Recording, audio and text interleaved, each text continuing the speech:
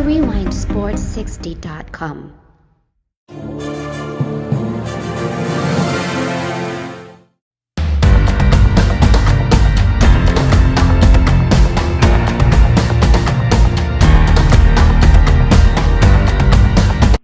Clarkism, Thoughtful Thursday by the creative thought scientist. A dime a dozen? We've all heard that before, but here's the thing. Good people are not a dime a dozen. They are the key to your organization's success. Find them and hold on to them. Good people. Go get it. I'm your guy, D. Clark, motivated and blessed. Soak it up.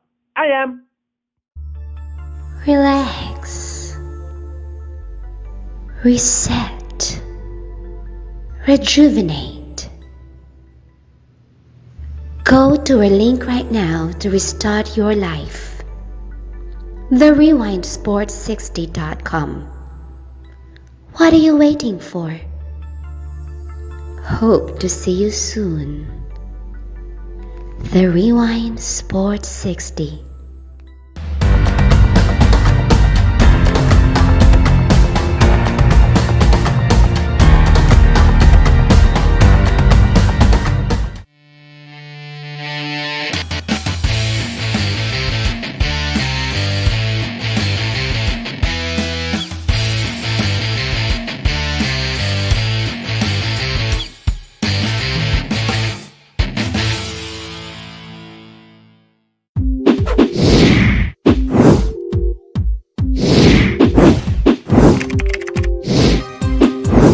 TheRewindSports60.com.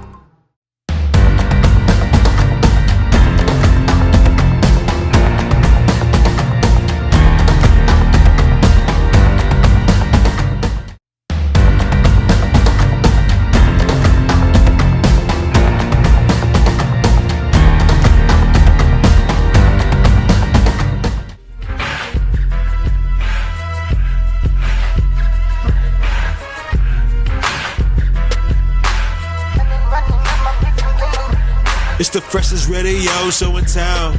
Feeling marvelous, I've been with Jerry Rouse. It's the freshest radio show in town. Feeling marvelous, I've been with Jerry Rouse. WCPT. WCPT. This the coldest boys show. You were getting the hour from 6 p.m. to 7. Chillin' with Lauren Cox and the man Marvelous. Shout out to Mr. Rouse and the Italian style. You what sports is the only politic. WCPT.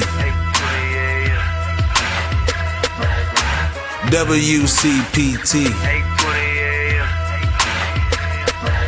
It's the freshest radio show in town.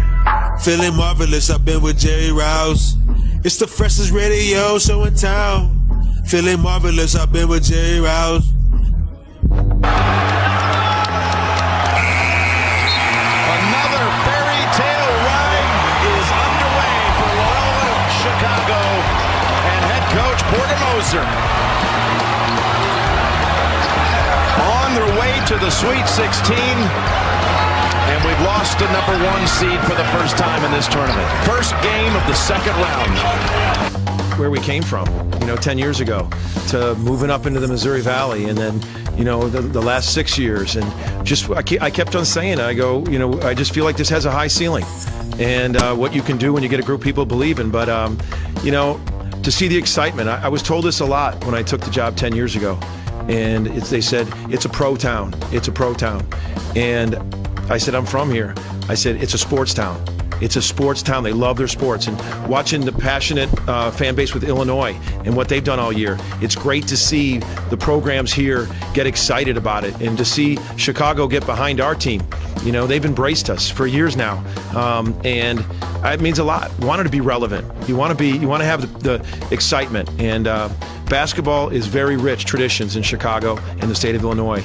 And I thought today you saw 2 ranked teams go at it, and but it means a lot for Loyola, where we were to where we are now, and we're not done. So it means a lot. We're on a mission from God.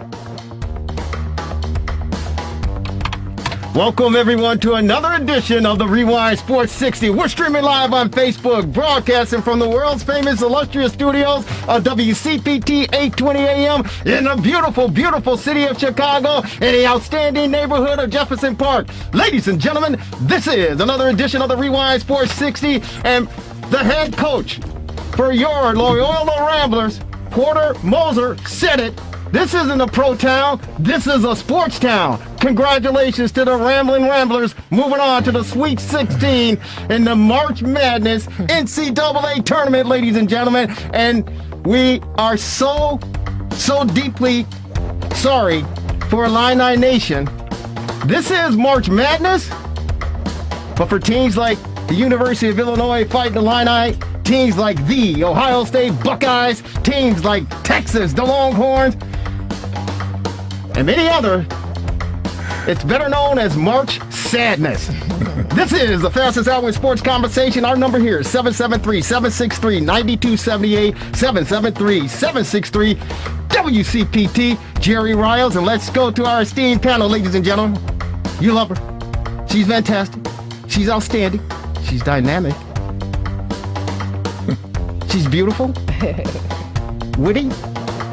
She's intelligent. And she can do some sideline reporting as well.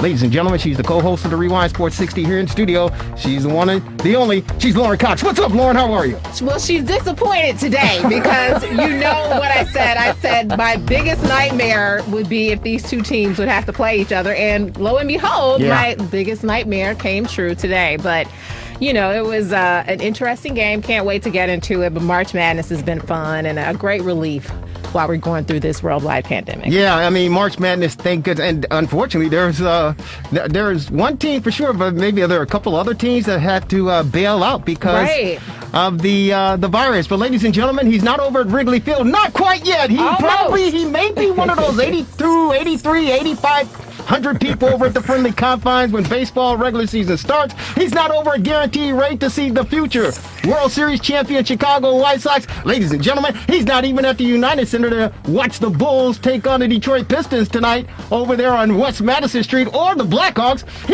He's not even over at Wintrust Arena to watch the DePaul Blue Demons, who are looking for a head basketball coach. He's in the studios. You love him. He's the marvelous one. He's Dan Marver. What's up, Marver? How are you? Fine, Jerry. How are you? I'm doing good, for the most part. Hey. Well, the final score was Loyola 71, Illinois 58. They led wire to wire. And you heard from Jim Nance and Porter Moser. Who was the third one? Was that Courtesy CBS. Yeah, was that Sister Jean was the last one? Sister Jean! Yes. 101 years of age. Yeah, she was in the building. I have to really say that what Porter Moser's game plan and the execution of it was unbelievable. Oh, I mean, I thought that at the post they would have be different scenario. I don't think the Crutwood would be able to do as well as he did. And in fact, DeSumo, Williamson shut him down. He got 9 points. It seemed like perhaps Illinois would, recover and come back in the second half. All the analysts at the table with our Buckeye and our Red Hawk together, and Wally Zerbiak and with Gumbel Clark Kellogg. Yeah, right. Gumbel and Davis. And I think they're an excellent team, by the way, analysts. But be that as it may, it didn't change. They all thought Illinois. They said Illinois is probably going to come back, but it did not happen. And Baylor won today, but there were other things. Ohio U defeated Virginia. Yeah, congratulations. The little MAC, and they were the number 5 seed in their own MAC tournament.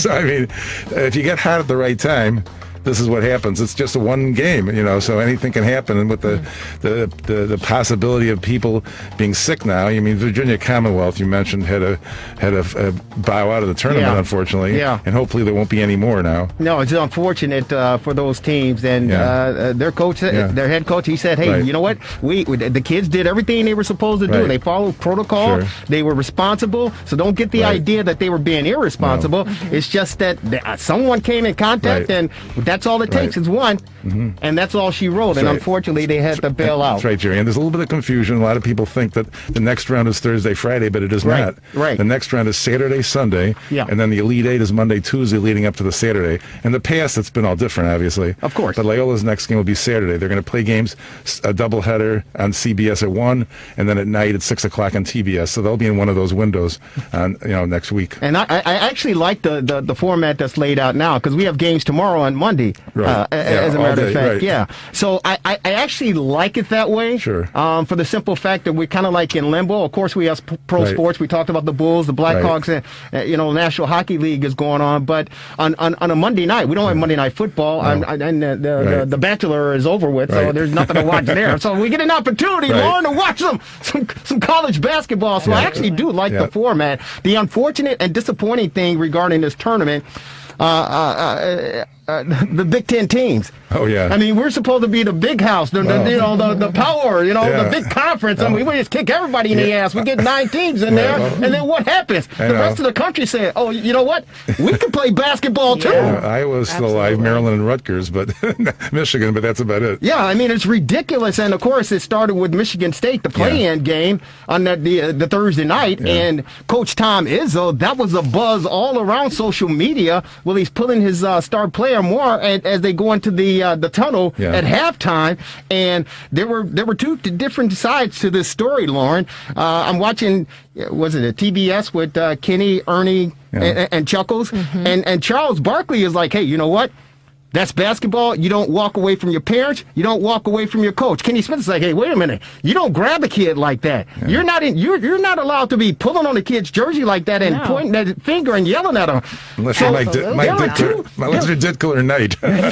Exactly. So there are two sides to this coin, and I think old school athletes, old school sports fans, they side with what Charles Barkley said, hey, you respect your parents, you respect your coaches, and you don't walk away. You don't ignore them. But new school, I think, they say, hey, wait a minute. You can't grab me. You can't touch me. But that's Tom Izzo's style, if you've been watching Michigan State basketball. What do you take from that, Lauren Cox? I think it's interesting because I don't know if you guys know, like the gospel single Kirk Franklin. Yes. He cursed his 33-year-old son out, and his son posted it. And I saw it on Tamara Hall's show. Absolutely. I love you, Tamara. We miss you here in Chicago. Come back. We miss you, girl. And so, that was the debate. These adult children, and, sometimes your adult children make you mad, and you want to just go off on them, and, it's totally inappropriate.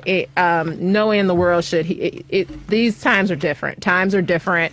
I don't whoop my son like I got whooped. I mean, it's just different. This is where we are now. And so you have to adapt to the changes. You can't go around doing those things that we used to do. Times are different. These kids are totally different. What do you think, Marvelous? Well, I mean, I saw it live, and I said, okay, well, it will probably be a big deal. I mean, it was interviewed and said it was just a little disagreement. Yeah. So you don't put your hands on nobody. Yeah. Obviously, as they went into halftime, and the studio obviously went berserk, and in the locker room. Yeah. I mean, it's just I think that he probably crossed the line a bit, and it's because of television and everything else, it magnifies it. Oh yeah. So what do you say as far as the athlete was concerned to walk away, and when his coach is trying to get his head straight, going into the locker room? Sure. How do you respond to that? I mean, as a parent, which I am sort of a coach, I mean, you don't walk away from me. I feel him because that disrespect, sometimes it lands a certain way. And, you got all the heightened pressure of this game and just everything that's going on. Everybody is kind of losing their minds a bit with the pandemic. You got to be careful. You just you can't pop off like you usually do. So I definitely am. I mean, Draymond Green said that's what winning looks like. And then a former player, Brandon Wood, said it was one of the parts of Izzo's coaching style he respected the most. That situation going into the tunnel was nothing. He allows his players to challenge him, and he's coming right back at you. I bet he was hype after all that. See?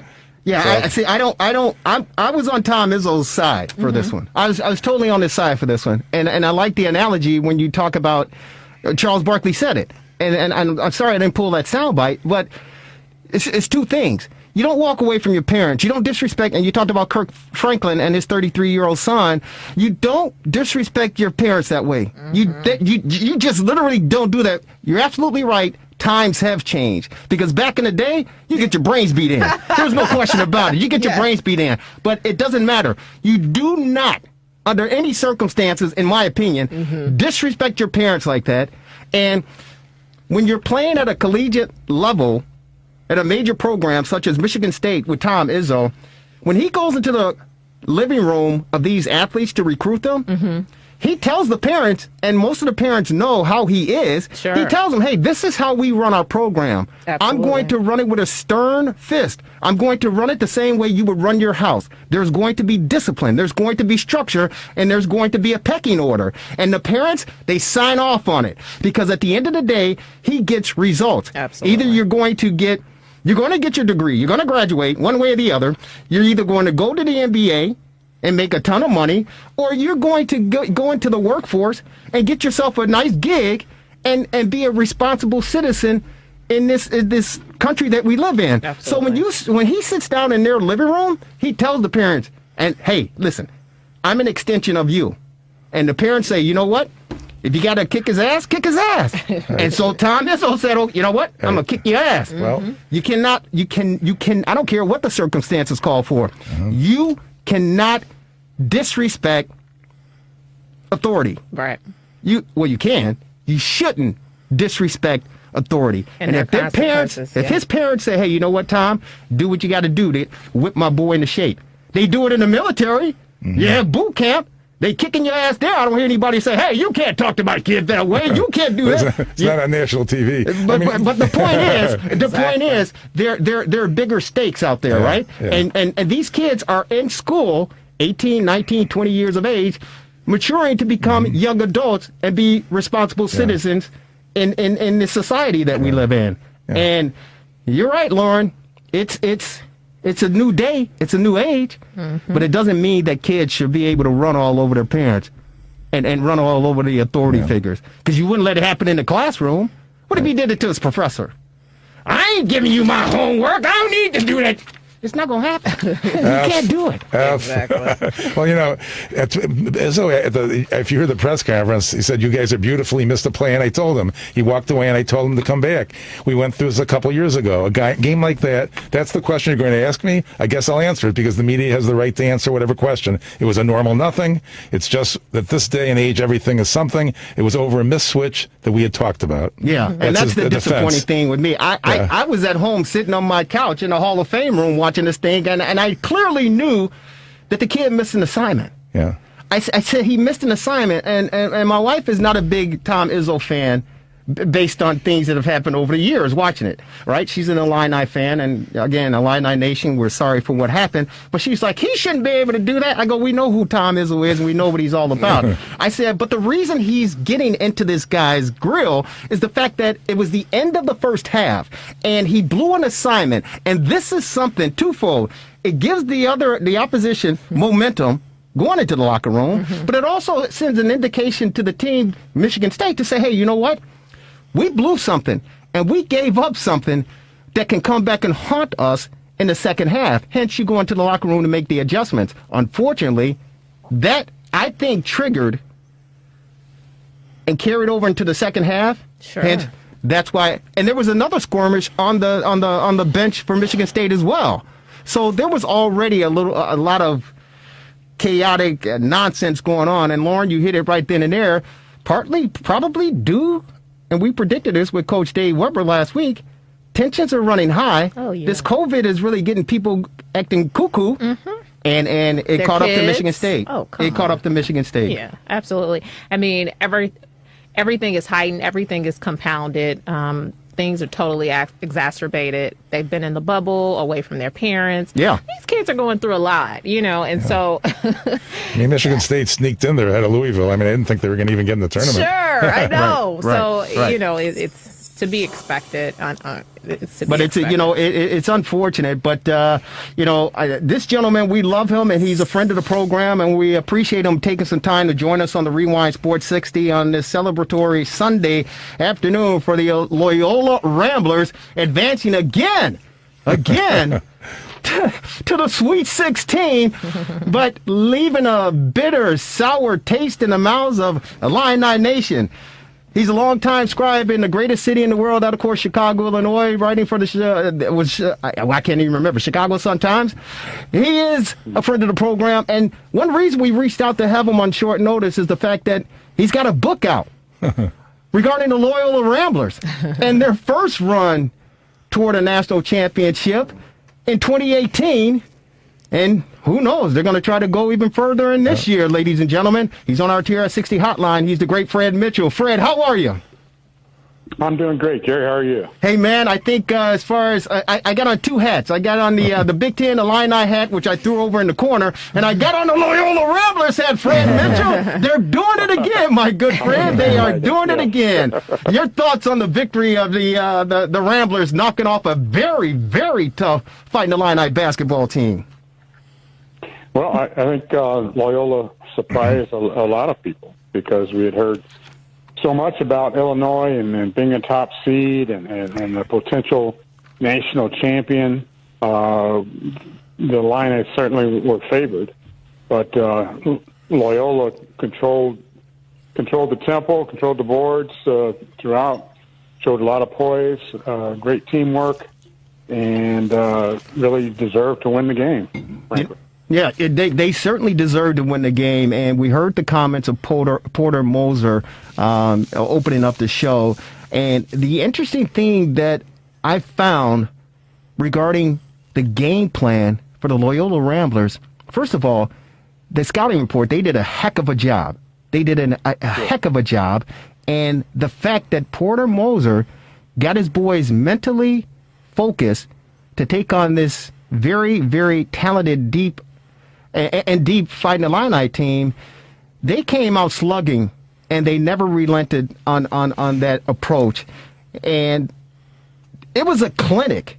It was a clinic put on by the Loyola Ramblers. And one reason I say that, Fred, is the fact that, again, with the scouting, but they matched up very well with this Illini basketball team. Did you feel that as well?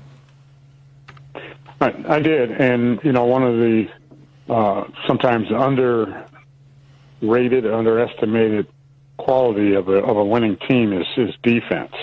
And Loyola really tightened the screws defensively, both in the backcourt and the front court, and caused Illinois a lot of problems in getting organized offensively. So that's the one thing that Porter Moser has always preached. And, whether you're making your shots offensively or not, good, solid, aggressive defense can take you a long way. And today Loyola had both things going for them, the great defense, and they were hitting their shots as well. So they really caused Illinois a lot of problems in getting started in their offense, and a lot of turnovers, and Loyola controlled the rhythm of the game, and that's one of the things that they pride themselves on throughout the year. It's like you're going to play to our tempo, and whether you like it or not, and that really caused Illinois some problems today. Hi, Fred. Lauren Cox here. It's widely believed that player retention is one of the most important things in college basketball. Loyola's top 8 scorers were in the Ramblers program last season. Can you speak about how important player retention is, and what do you think that provided in terms of an advantage with them and the ultimate win that they had today? Yeah, it's a good point. And I was thinking about the same thing a little while ago, how important the fact that Loyola has, a guy like Cameron Krutwig who's been in the program all 4 years. He experienced the Final Four season as a freshman and has had that experience throughout. I think in college basketball more and more, where you see some of these so-called upsets involve teams that have had players playing together for 4 years and show a lot of poise and a knowledge of the system that the coach is trying to teach them. So I think that's a big factor for a school and a program like Loyola. Mm-hmm. I know Porter Moser always talks about creating a culture with the program, and when you can do that along with your players, so that by the time Cameron Krutwig is a senior, he can pass along the same thing to the freshmen coming in to the program without Coach Porter Moser having to say it. And this is the way we do things here. this won't be tolerated, that sort of thing. So yeah, that's a big factor especially for a school like Loyola that doesn't have a lot of one and done or two and done to the NBA type players. Hey Fred, this is Dan in the studio here. How are you? I'm great, Dan. Very good. So I'm a little confused about one thing. Krutwig and Williamson are seniors. Is it, to your knowledge, is it true that because of COVID they're allowed to come back next year and play another year? I'm not clear on that either.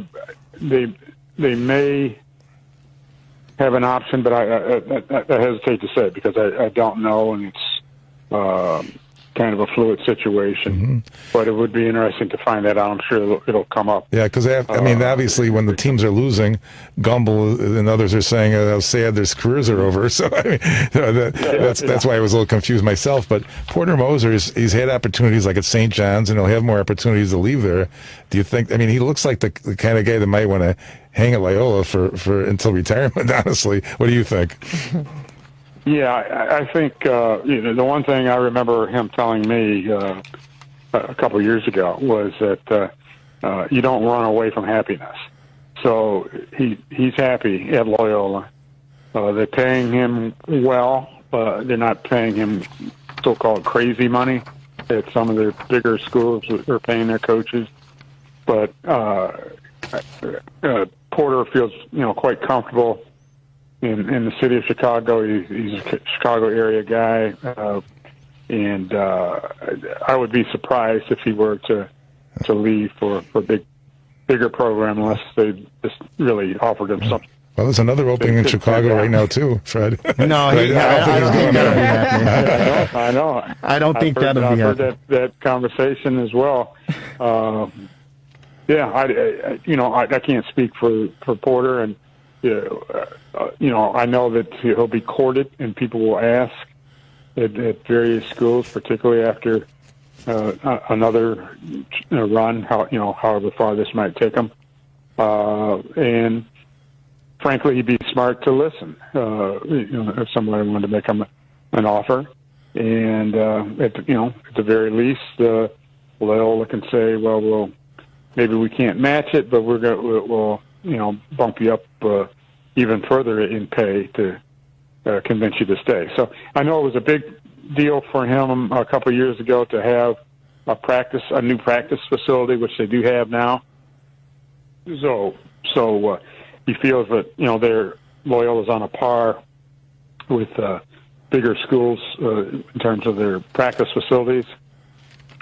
And other than that, I don't know if he's of a mind to say he's going to be chasing more dollars or what's the most important thing in his life. We know that there could be a lot of pressure put on coaches who are making those bigger salaries, and the patience is not as long as it could be in some places. So he's got to consider that as well. So I think he feels comfortable at Loyola. He's obviously had some success. I remember covering him when I was at the Chicago Tribune in his first couple of years, and they were struggling, and he kept saying the same basic things that he's saying now as far as building a winning culture and recruiting players from winning programs. Those words kind of rang hollow at the time when they were struggling to win games. But in 2018, I was happy for him and to see the fruition of a lot of hard work, and now to see what's happening again this year is great, and I'm sure that helps recruiting. Nothing is better than winning as far as attracting top talent to your program. We're on with the great Fred Mitchell. We appreciate you, longtime award-winning journalist, sports reporter, sports columnist, and I said Chicago Sun-Times, so my apologies, Chicago Tribune. A lifetime of Chicago, I want you to know that for sure. But Fred Mitchell joining us for a brief moment on the Rewind Sports 60 to celebrate the Loyola Ramblers' upset victory over the Fighting Illini of Illinois, 71-58, to advance to the Sweet 16 for the second time since 2018. And it's interesting, Fred, before we let you go, I had the great, my good friend, Mark Carmen, old stomping grounds at some of the other sports stations here in town. And back in 2018, we had him on the Rewind Sports 60 over at Serenello's in Wheeling, and we were talking about the Loyola Ramblers. And I asked him, I said, Mark, do you think that this is just like a flash in the pan or,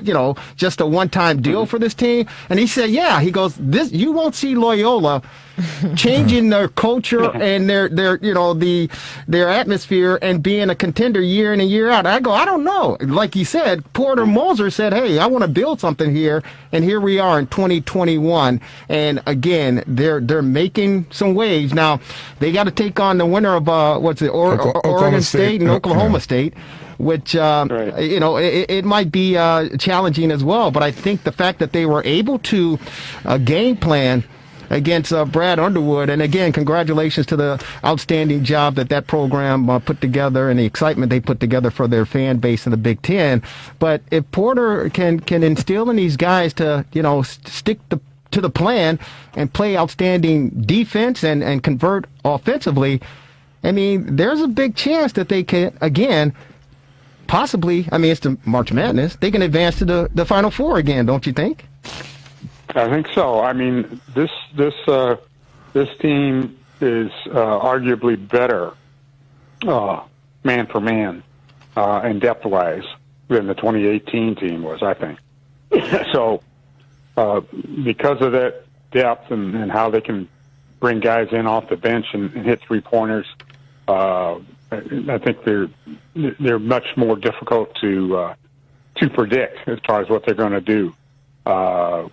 Like you said, Porter Moser has done a tremendous job of preparing the players, and there are enough veteran players, seniors, upperclassmen, who are sort of like coaches on the court, and you don't see them beating themselves too often.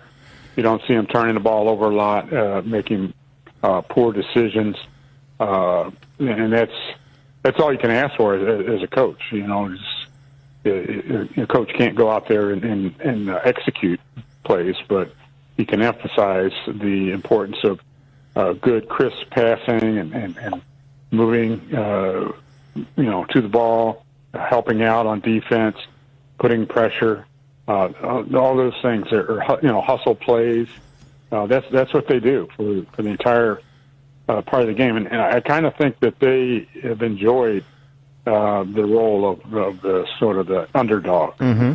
I won't call them a Cinderella anymore, but just an underdog. I think going into this game against Illinois, they had a chip on their shoulder, and we saw Sister Jean's pregame prayer message to the players, and they adhered to that, didn't they? She said, "Let's get on top of Illinois early, make them nervous," and she had a few other details in there as well. So that's exactly what they did. There were some times during this regular season where Loyola would start out slowly and then finally pick it up at the end. But if they get off to a good start, they're really, really tough to beat. Yeah, in her prayer, Fred, I think she was quoting the shooting statistics, the 3-point shooting statistics. Yeah. Imagine they had one day to prepare for this. Now they have 5 days to prepare for the next game. Amazing. Yeah. Real quick, she said, she's a special person. She has always texted each one of the players and the coaches after every game, whether it's a win or a loss. Wow. Words of encouragement, go get them next time, whatever. She is really connected to the team in a practical way as well as spiritually. Fred, and speaking of their talent, some people are saying that they didn't think that the Ramblers were really an 8th seed, and some people are saying that there could be a committee failure on this one. What are your thoughts on their 8th seed in the first place? Yeah, that's a good point. And, that's always a question every year. And it had to have been even more difficult for the committee this year with the COVID restrictions and things of that sort to get it right. So every year there's 2 or 3 upsets, and we've seen several already. Right, it's Ohio State losing.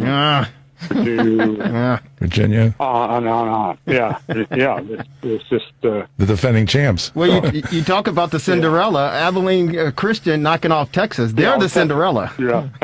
Yes.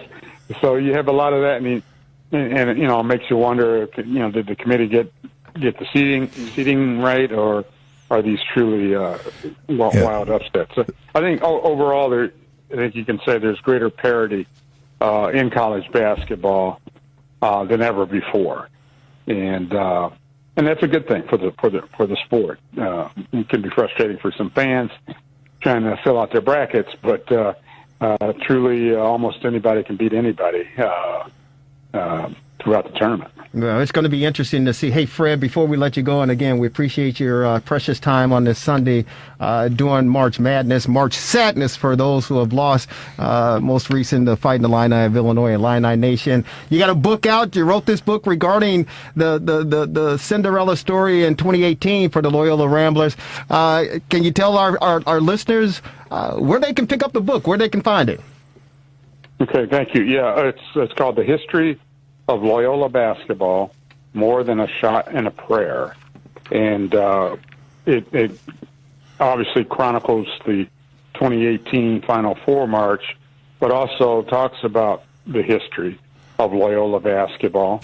And one very significant chapter has to do with the 1963 NCAA championship team that not only won a national title, but broke some racial barriers in college sports in America, with 4 African Americans starting on that championship team, which was something unheard of, believe it or not, back in 1963.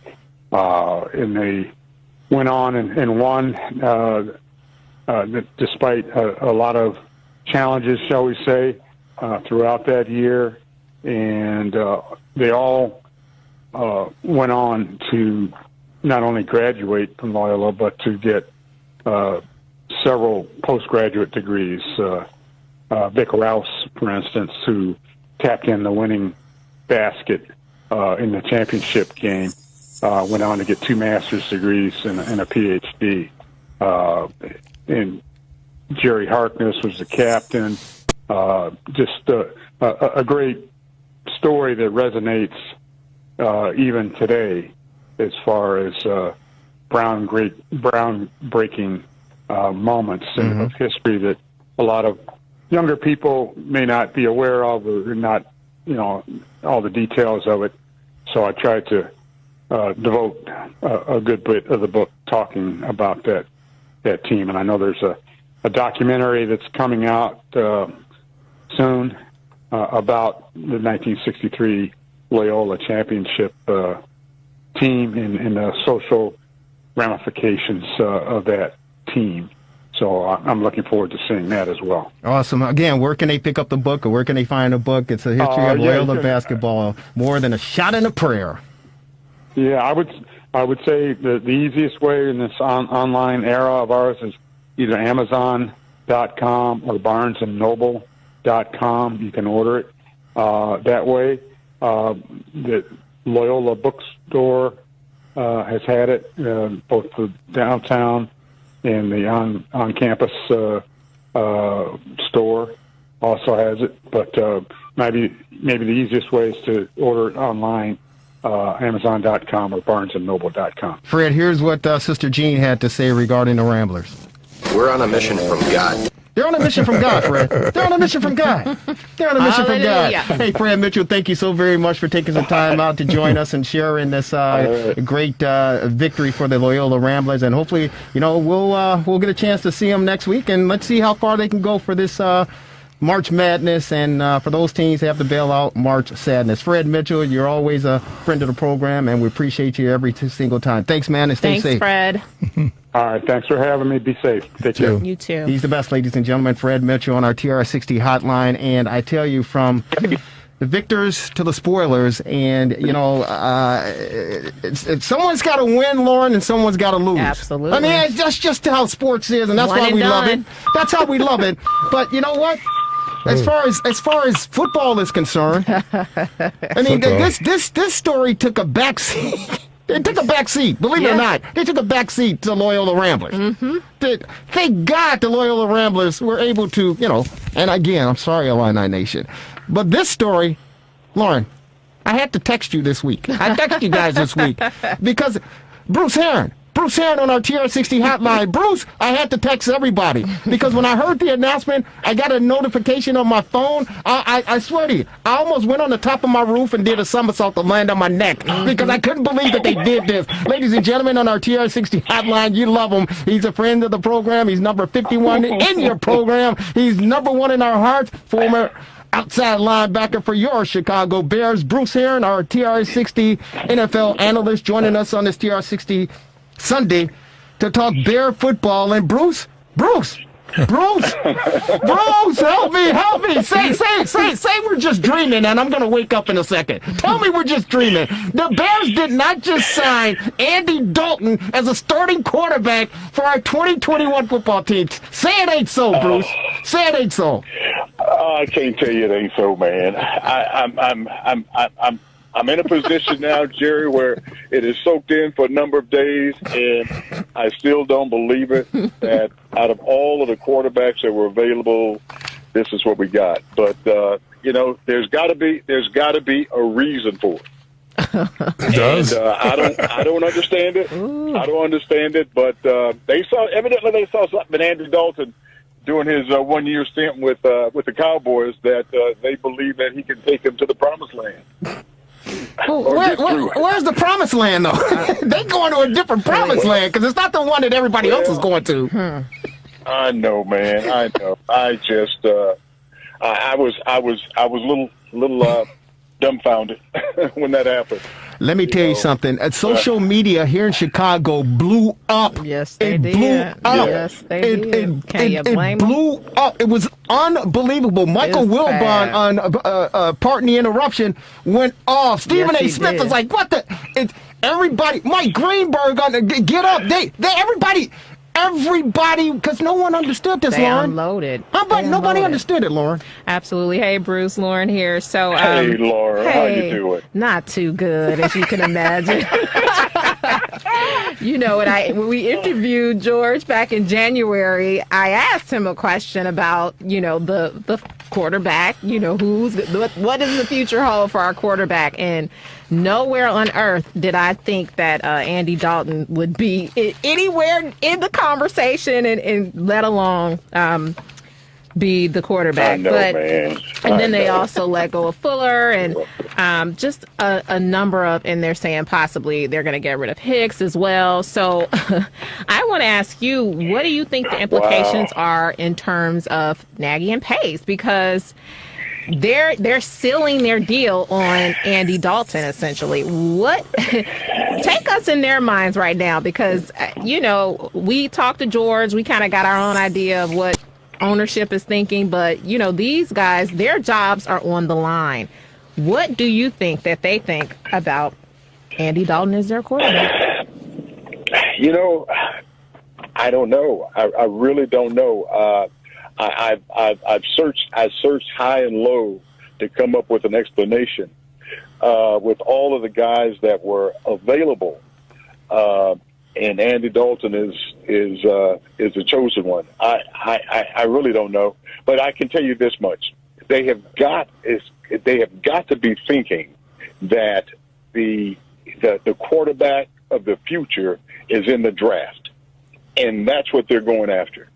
And but they did that 4 years ago, and we still came up in it. And so I don't know, man. And when Russell Wilson's name and Deshaun Watson's name were tossed around, and that the amount of capital that would have to be given up in order to get one of those guys, that wouldn't have been a smart move either.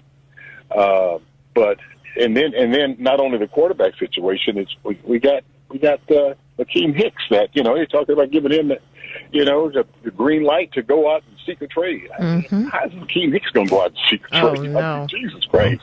I don't understand when you say that. That's just loud talk. And he lost Kyle Fuller. Yeah. Yeah, and let Kyle Fuller. And we still got Jimmy Graham.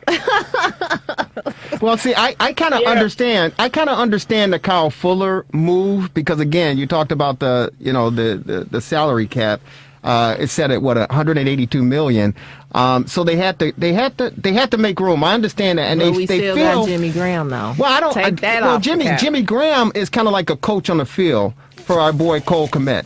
He's like a coach on the field for Cole Kmet at the tight end position, and that's an area where the Bears have been struggling. But for $10 million, no, I kind of see that. I get it, but the Bears they're banking on these young kids that they acquired last year, right? And who showed some promise. And they're saying, based on the money that we have, these are the things we have to do.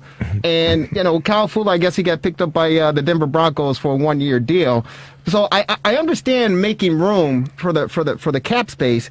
But here's what scares me, Bruce, is the fact that, yeah, and I get that. Okay, Russell Wilson, the Seattle said, hey, you know what? He's not available. And so I get it. I get that. And they don't want to wait for Deshaun Watson, and now there's a bunch of stuff going on with Deshaun Watson that they're digging up because of his position on him, personal assassination attacks, in my opinion. But I don't know the story behind everything. Man, that's crazy. That's ridiculous. It's ridiculous. Yeah.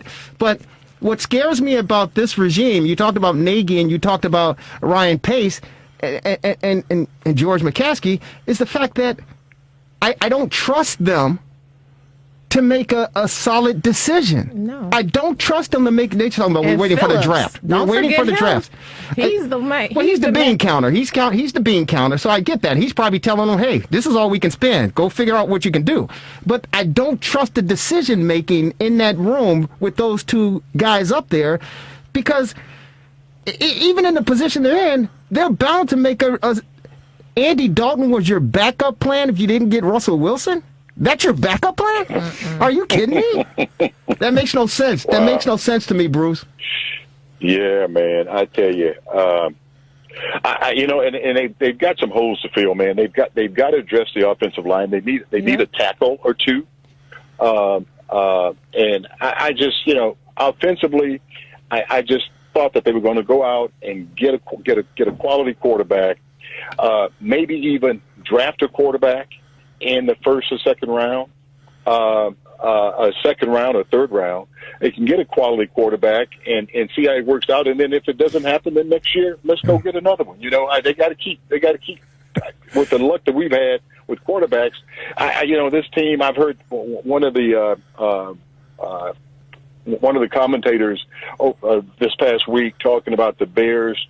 It wouldn't be a bad thing for the Bears with the kind of look they've had with quarterbacks to every year draft a quarterback, whether it's the third, fourth, or fifth round, just draft a quarterback. And and I don't know, man. It's just puzzling. It is. It's really heartbreaking because I think the big problem with the Bears last year was a quarterback situation.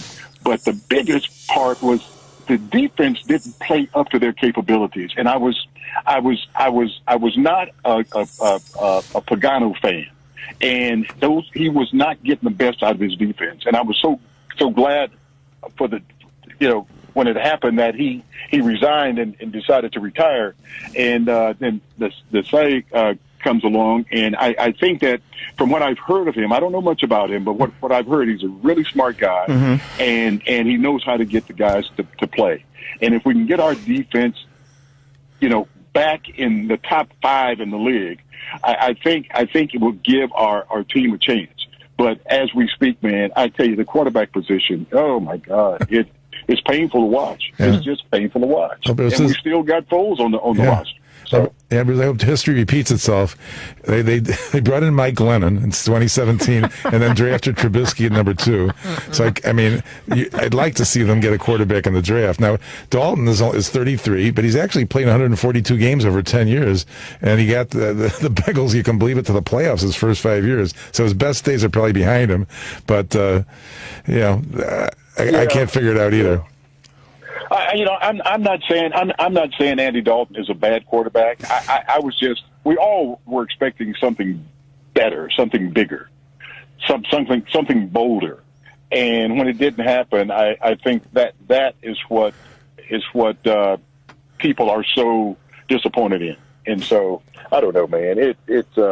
Evidently they've got a plan. And I don't know, they're not sharing it with us, but there's a plan. So there's got to be a plan. Yeah, I mean they do have a plan, but again, I say it's not the right plan. And again, if you telling us that you're going after Russell Wilson, you're saying you're pursuing Russell Wilson, hard Seattle pursuit. And then Lauren, then Seattle goes, well, you know what? We're not going to trade him. Then you go, okay, you're not going to trade him? Okay. Let's get Andy Dalton. If that's your backup plan, that's a bad plan. That's a bad plan. That's like me saying, okay, I want a Lamborghini. I'm getting that Lamborghini. Well, sir, the Lamborghini is gone. Okay, well, can I have that Volkswagen over there? No. And no offense to the company of Volkswagen, but the point of the matter is, you don't scale down that much when you have a solid plan in place to get your team back into the winning ways. They knew they weren't getting Russell. Listen, nothing against Andy Dalton. They knew nothing against Andy Dalton. But he is not the solution for this team. If that's the case, and Lauren, I hate that I may even say this. But if that's the case, you should have just kept Mitch Trubisky. Yeah. I hate I said it, but you may as well just kept Mitch Trubisky. He shuffled off to Buffalo where he isn't going to even start. Yeah. Hey, man.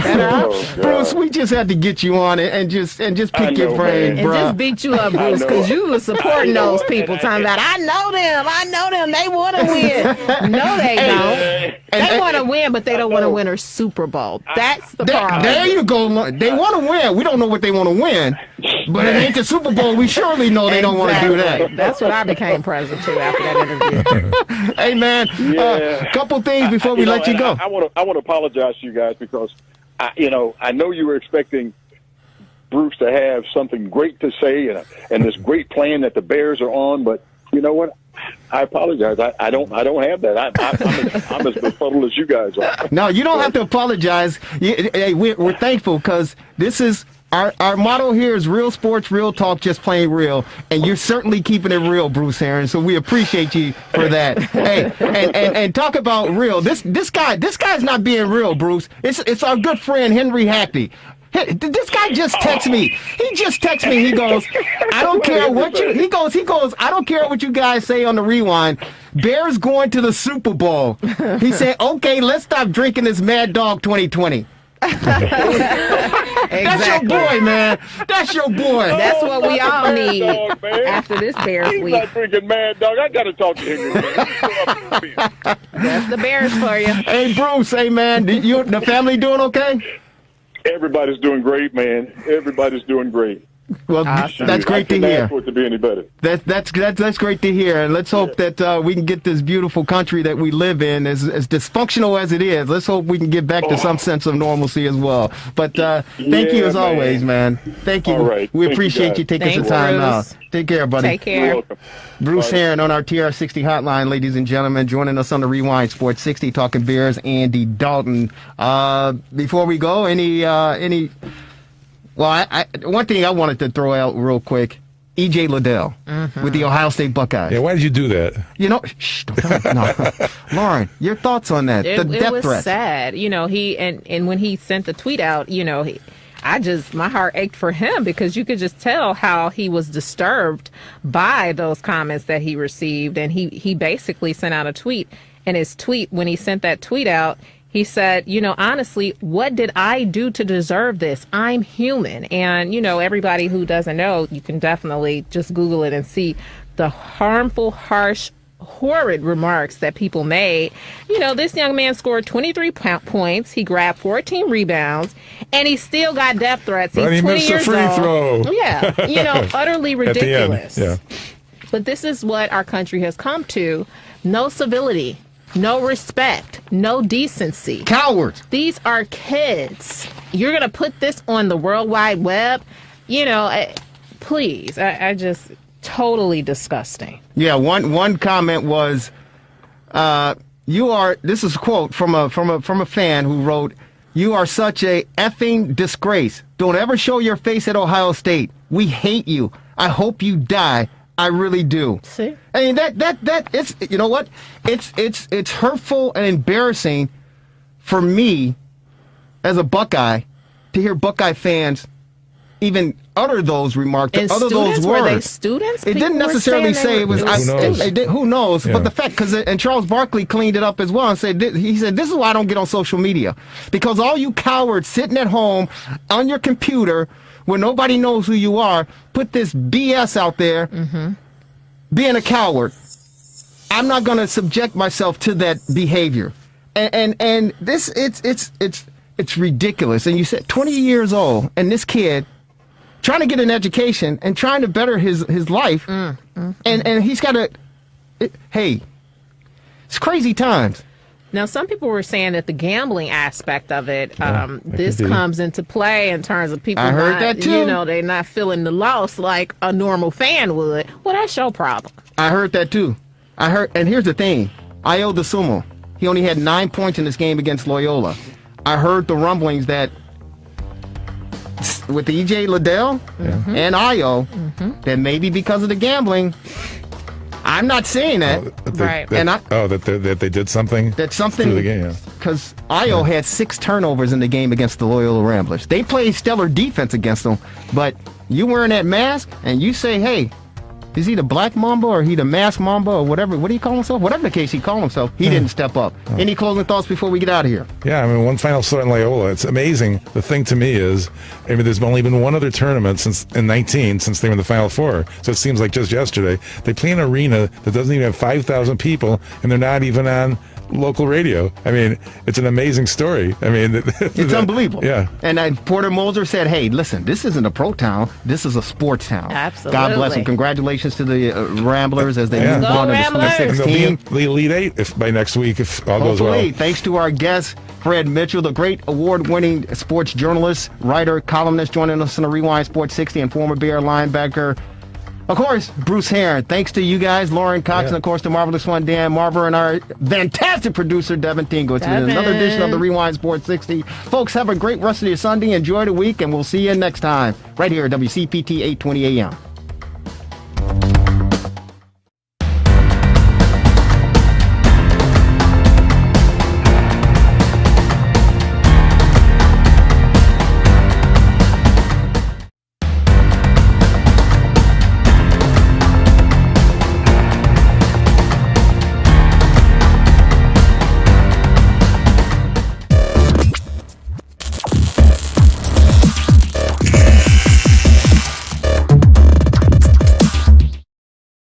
Andy, Dan Weeder from the Chicago Tribune. How are you?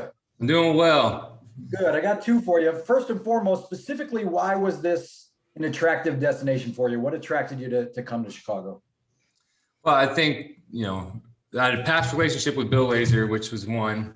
And just seeing at this point in my career, you want to join a team that is competitive, that is doing things the right way, is trending in the right direction. And to get a chance to come in and start for a team like this, I mean, that's a great opportunity for me and just for my future and my career and everything. So whenever this whole thing, was working out, I was excited about this opportunity and looking forward to what's to come. Andy, the reception in the city has been a little chilly in the first couple of days since you signed. I'm curious how much of that you've noticed and what your reaction is. I mean, I obviously know there's been a lot of talk. And, but, I'm coming in from the outside. A lot of people don't, know a ton about me and are going to get to learn a lot about me while I'm here. And so, that's all I'm worried about. And so for me, I'm here now, and hopefully everybody gets a chance to see who I am as a player, as a person, and see what we're going to be able to do with this organization. And so, I'm excited about the opportunity. Obviously, there's been a lot of talk, but I'm not worried about any of that. Adam Johns. Hey, Andy, welcome. Adam Johns here from The Athletic. Going back to last year, I know you weren't released from the Bengals until after the draft, but I'm curious, what sense did you have of the Bears' interest then, and then how did it really take off now as opposed to last year? Yeah, it was different for me last year because I was still on the Bengals through the whole free agency process, and then I didn't get released till after the draft. So, there really wasn't a ton going on there. And so this time, obviously being a free agent, getting the chance to sign with whatever team that I wanted to is, starting with the league the new league year. And I think it was a completely different situation. Colleen Kane. Hey, Andy, I'm Colleen Kane from the Chicago Tribune. I was just curious, what was your experience like working with Bill Lazor in Cincinnati, and how do you think that will help you here? Bill and I had a great relationship. He's quarterback coach, and then he took over as offensive coordinator. And so I really enjoyed my time working with him. And so it wasn't just him as a coach, it was him as a person, him as a friend. And so, I think that's going to make this whole transition here a lot easier just because we have this past relationship. We kept in contact, throughout the years, even when he wasn't in Cincinnati. And so, I'm excited to get back to working with him and see what we can do offensively. Kevin Fishbane. Hey, Andy, Kevin Fishbane here from The Athletic. Welcome to Chicago. When you look back at last year in Dallas and kind of how things ended in Cincinnati, how much has that kind of shaped the quarterback you are now? And how do you see how those 2 years have kind of molded you to where you are today? Yeah, my last year in Cincinnati went through a lot. And then going into the off season and then getting released when I did in May, and then kind of going through that process and then having the year in Dallas, I've grown a lot. And I've learned a lot from all the different experiences that I've gone through with that. And after being a starter for 9 years and then, accepting the backup role in Dallas last year, thinking that I'm there to support and help Dak in any way that I can. And then obviously with him getting hurt and then me back into the, back in the starting lineup and getting a chance to play again. And then even the stuff that I had to deal with getting a concussion and then COVID right after that and dealing with all the things that went on. I've grown as a person and grown as a player, and I've learned a lot from all these experiences. So, I don't take for granted the chance and the opportunity to play and to be the starter. And so that's another reason why this is so attractive. You got a chance to come in and be the starter from day one and to bring a lot of my experience and a lot of what I can do to this team and this organization and be really productive offensively. Adam Hogue. Hey, Andy, Adam Hogue from NBC Sports Chicago. You're talking as if you're the starter. What kind of assurances have you been given by the Bears that they're done at quarterback, that they're not going to be making any other moves to bring in more competition for you? They told me I was a starter. That was one of the reasons why I wanted to come here. And so every conversation I've had has been that. So that's the assurance that I've got. Deion Miller. Hi, Andy. I'm Deion Miller from ABC7. You mentioned that fans don't know who you are. So what can you bring to this quarterback position that has been missing? What kind of a quarterback on and off the field are Bears fans getting? Well, for me, I'm only going to talk about me. I'm a guy that brings a lot of experience. I've played in a lot of games. Have done a lot in this league. And so for me, I think that's a big part of it. It's not just about the game of football. It's bigger than that. The impact that we can make with this platform that we have is getting involved in the community and all the different areas of it. And, for me, being a great teammate, doing everything that I can to help this team, this city, and bring a lot of excitement. So I think that's one thing that I'm sure people have seen me from afar and don't know a ton, but hopefully people get to know me as time goes on. Brad Biggs. Hey, Andy, Brad Biggs from the Chicago Tribune. Was Chicago your top spot when you looked at the market coming into this week? Like, that's the number one place I want to be. If so, why? And then what do you think about the skill position talent on the roster right now? Yes, no, this was definitely the place that I wanted to be. And so once this whole thing got started and communicating with everybody, this was a great situation, a great fit. And so I'm glad this whole thing worked out. And just, talking about all the reasons why I want to be here, you look at this roster, it's got a great mix of veteran leadership and then a lot of young talent. And so when you see it from all the different positions, there's, it's all across the board. And so from this group, I'm excited to get to be a part of it. I'm excited to get to meet everybody and get working and get this thing rolling. Jason Leisure. Andy, Jason Leisure from the Chicago Sun-Times. The Bears had a lot of issues offensively beyond quarterback. What do you think you guys can do with the personnel you have now that you're here? Yeah, I'm excited to get to working with Matt and Bill and just talking through offensively what we want to do, and to bring my experience with it, to talk through things that they're going to want to do, things that they're going to want to do different, and make this thing work for everybody. And so, that's what these next several months will be used for, is trying to figure this thing out and get this thing how we want it. And like I said, it's all about being really productive offensively, and that's our goal. So you intend to be part of that process of tailoring the offense for what it's going to be in 2021, almost like another coach? For every conversation that I've had, it's been fun to see just the work environment that we have here. And so to see the relationship that Bill has with Matt and Flip and, all the things that we're going to be doing, I feel like it's going to be just a great group effort along with everybody. Because at the end of the day, I'm the guy that's out there. I'm the one that's going to be playing. We want to make this thing, work for everybody. So I definitely feel like I'll be part of that. Patrick Finley. Hey, Andy, Patrick Finley with the Chicago Sun-Times as well.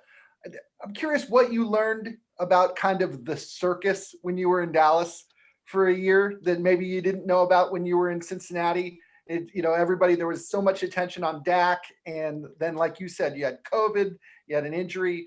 Did you go through an experience that you hadn't gone through before in terms of just the attention on you and the attention of a city? No, it was different because of COVID. I thought last year I was going to sign with the Cowboys and I was going to get to experience something completely different and everything. But I think COVID limited a lot of that stuff. Mm-hmm. Obviously the Cowboys are talked about a lot, and you definitely see that. But I wouldn't say that I experienced anything that I hadn't experienced in the past. Mark Potash. Hey, Andy, Mark Potash from the Chicago Sun-Times. What other options did you have to start in free agency?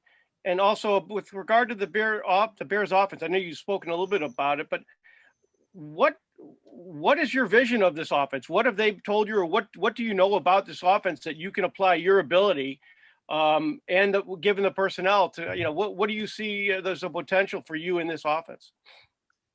Yeah, I think, one, I had several options and I felt like this was the best fit for me. And so I'm glad this thing, like I said, I'm glad this worked out where I'm able to be here and be part of this. And offensively, I think we want to be multiple. We don't want to have just one identity of this is what we're going to do. We want to be able to change tempos. We want to be able to spread people out, but also go in condensed formations and do different things. I think just the versatility that we want to bring offensively is, gives you the advantage from shift in motion to all the different things that go along with playing offense. And so I think that's the thing that we're excited about. There's stuff to build on from what this team was able to do last year. And For me, I'm excited to kind of dig into the playbook and dig into the tape and see exactly how we want this thing run. Thank you. Mark Grody. Hey, Andy, Mark Grody with the Score and WBBM. Would it be fair to say that you would not have come here had you not been told or assured, as you said, that you were going to be the starter? Well, I think that was part of the consideration. I mean, whenever you're going through the process, this was my first time to hit it, when the new league year started. And so, when you hear that you're going to be the starter, that's an enticing pitch. So, if it would have been different, maybe things would have turned out differently. But it wasn't. This is this is how it's supposed to be. Mike Berman.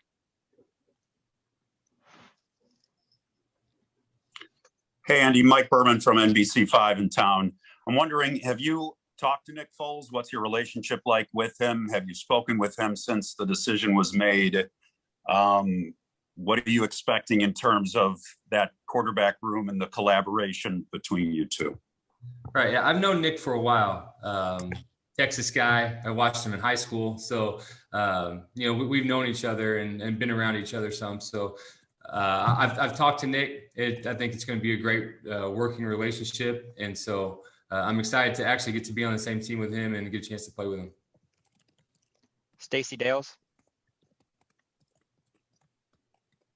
Hey, Andy. My question for you is, when you had that run in Cincinnati in the nuances of your career, the 4 trips to the playoffs and the great records, what were the ingredients that were a part of those teams that you can sort of parallel to how you see yourself fitting into this Bears team? I think what was so good about those teams, it was a group that was playing really hard for each other. I think there was a lot of trust in the guy next to you, and we were playing complete football. It wasn't just we were good offensively, we weren't just good defensively. We were good as a team. And so the games that we had to rely on the defense and we weren't getting it done offensively, we were able to do that. And we were able to win those close games. And same thing the other way around. There's times where we needed to score 30, 40 points and we were able to do that. And so I think that was what was so good about those teams. And you see this team, it's a complete team. And there's a lot of talent, a lot of great guys on this team. That's one thing that with talking with Matt and Ryan, just the culture that they've created here, I think that's such a big part of it.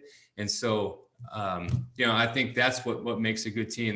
There's more than just the skill at what you can do as a football player. It's just what kind of teammate you are and what you're going to do for the guy next to you. Thank you. Sean Hammond. Hey, Andy, Sean Hammond with Shaw Media here. Welcome to Chicago. I'm just curious, did you know Matt Nagy at all prior to this process? And I guess what are your thoughts on collaborating with him moving forward? I was with Matt at one of the Pro Bowls that I've been to. And so I had got to know him a little bit. I wouldn't say that we had a close relationship, but I just kind of got to meet him and get to be around him for that week. And then just with talking with him throughout this process, it's been fun to get to know him a lot more and to see how he has this organization and the way he runs this team and just the expectation and everything. And so I'm excited for just what we're going to have here and getting to know him more and getting to work with him and to make this team and this offense the best that we can make it. Andy. Hey, Andy. Andy Seligman with the AP. I'm just wondering if you've had a chance to have any discussions or texts or messages from any of your new teammates, and specifically with Allen Robinson.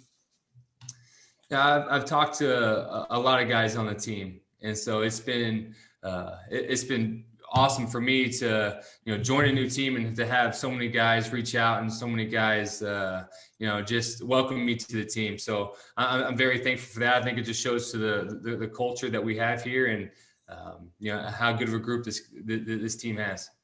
Has there been any contact with Allen Robinson? I have not talked with Allen Robinson yet, no. Dan Wiederer. Andy, just following up on that with Allen, what are your impressions of obviously the guy who's the most proven playmaker in this offense, and what within your skill set can help him be at his best? Allen's a great player, and I've watched it from afar. I've been on the other side, playing against him. And so, he can do so much. He's so good when the ball's in the air. He can separate, and he's a complete receiver. I think he can kind of do it all. And so you love to see that. You love to have a guy that, that when they're one-on-one, that more times than not, they're going to make those the play and give him a chance to do what he can do. So I'm excited about getting to work with him. And, he's got tremendous skill, and he's proven that year in and year out. Adam Hogue. Oh, I'm sorry. I think my hand was up from earlier. I'll pass. Pat Finley. I didn't know we were allowed to pass. I'm curious, Andy. All right, next. I'm just kidding. What did you know about the Bears offense from afar? And what did you do to study it kind of when you knew that this might be a possibility? Right. Yeah. I watched a lot of film on the Bears going into this thing. And with talking with the coaches, it's like, okay, what exactly do we want to be offensively, and, watching certain games and different things. And so, I knew that, the last part of the season, they really got things rolling, and with the run game, and I think they got the line settled and figured out, put some guys in some different places and all that kind of stuff. And so, it's fun for me to just sit down and watch, what pieces do we have? What does this look like? Where can we take it? And so, I definitely did my homework and watched a lot of film. Cheryl. Hi, Andy. Cheryl Ray Stout from WBEZ Radio in Chicago. What was the semantics like? How was this process done? Was it done just by Zoom, or did you have meetings, and who did you meet with? Yeah, everything's on the phone. And so, once the whole thing gets started, I talked with Bill, talked with Matt, and then talked with Ryan too. So I was in contact with them, throughout this whole process. And so, a lot goes into it. You have to make a decision. They have to make a decision. And at the end of the day, this thing worked out how we were hoping it was going to. And now I'm happy to be part of this organization. Did you meet with George McCaskey? I did not know. Thank you. Chris Emma. Andy, Chris Emma with the Score here in Chicago. You've had a very accomplished career, 3-time Pro Bowler, playoff appearances. What do you feel like you can prove here in Chicago? What do you want to prove? Yeah, I would love for this to be the last place, that I play. I'd love to finish my career here and, get established. And so, for me, this is the second half of my career. I want to play really good football. I want to help this team win a lot of games. And, I want to bring some excitement to this city. So I think that's just kind of where I'm at and what I'm looking forward to. Kevin Fishbane. Hey, Andy, there were a lot of reports about how the Bears were interested in training for Russell Wilson, and then Seattle said no, and they signed you. I'm curious, did you know about that from them, or did you see the reports, and what's kind of your reaction to it? I was in constant contact with everybody throughout this whole process, so I knew what was going into it. And so, I think that was really it. And when it wasn't happening, and this worked out for both of us to come together and for me to be part of this team, I was ecstatic because I was hoping that was going to be the case. And so, but I knew everything that was going on. We have time for two more for Andy. Adam Johns. Hey, Andy. Say the Bears draft the quarterback, whether it's in the first round or second round, or early on coming up here in April. What would that mean to you? And I guess how willing would you be to taking on that mentor role as well as being the starter? Yeah, I think that's just kind of part of it. I've been the starter and helped the backup, throughout my career. And so I think it's what you can do to help the next guy. we'll see if that's the case and what we do in the draft. But I've got no problem with that. Last one, Dan, go ahead. Andy, I was just going to follow up on that. Are you prepared for that possibility that 6 weeks from now that there will be a rookie quarterback that will be on your heels? We'll see how this whole thing goes. But like I said, I've been a part of that before, and we'll see how the draft goes. Thank you, Andy. We're all set, Andy. Thanks for your time today. We really appreciate it. No, thank y'all. I really appreciate getting to talk to everybody, and hopefully I'll get to meet y'all and not just talk across a computer screen. So thank y'all very much.